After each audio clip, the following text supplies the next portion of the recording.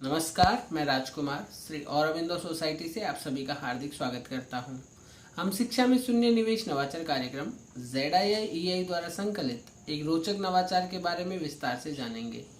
इस वीडियो में मैं आपको अभिनव शिक्षण तकनीक के अंतर्गत उत्तराखंड के नवाचारी शिक्षकों द्वारा विकसित एक रोचक नवाचार के बारे में बताने जा रहा हूँ, जिसका शीर्षक है छात्र शिक्षक।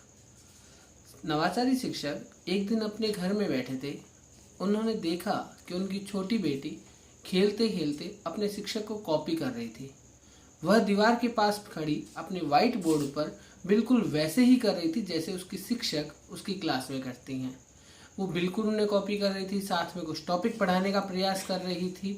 शिक्षक ने इस बात को सोचा कि ये बच्चे जिनमें ये आदत होती है अपने शिक्षकों को कॉपी करने की, ये दिन में 6 से 7 घंटे तक विद्यालय में शिक्षकों को ऑब्जर्व करते हैं, उनकी छोटी बड़ी चीज़ों को नोटिस करते हैं।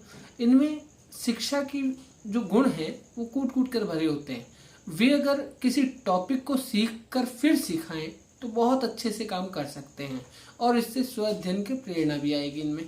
उन्होंने इसी बात को ध्यान में रखते हुए अपने विद्यालय में इस नवाचार को अपनाया।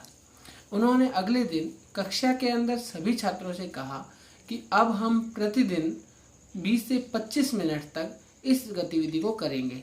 इसमें रोजाना एक बच्चे का नंबर आएगा जो प्रतिदिन दिए गए टॉपिक को घर से तैयार करके आएगा और बाकी पूरी क्लास को वो पढ़ाएगा। इससे आपको भी रिवीजन करने का मौका मिलेगा और बाकी की कक्षा को भी इससे फायदा होगा और इससे आप वापस बाकी के बच्चे क्रॉस क्वेश्चन भी करेंगे। इस बात को बताकर उन्होंने सभी कक्षा के बच्चों को roll number wise day decide कर दिए, साथ ही साथ उन्हें टॉपिक भी दे दिया। अब पूरे सप्ताह के लिए उन्होंने इस गतिविधि को करवाया।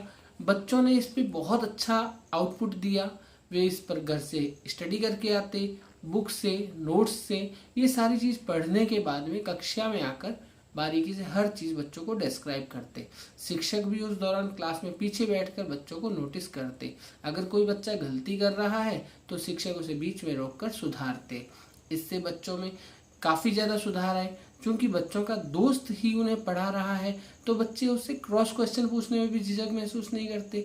किसी जगह पर कोई अगर पॉइंट ऐसा है जहाँ पर दोबारा स्टडी करने की ज़रूरत है तो वो दोबारा उससे पूछते भी। अगर कहीं पर सर के द्वारा सुधार की आवश्यकता है तो फिर सर से भी दोबारा सहायता ली जाती।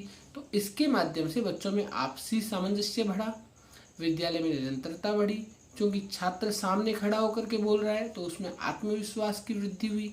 यह एक रोचक गतिविधि है। हम आशा करते हैं आप भी इसे अपने विद्यालय में क्रियान्वित करेंगे।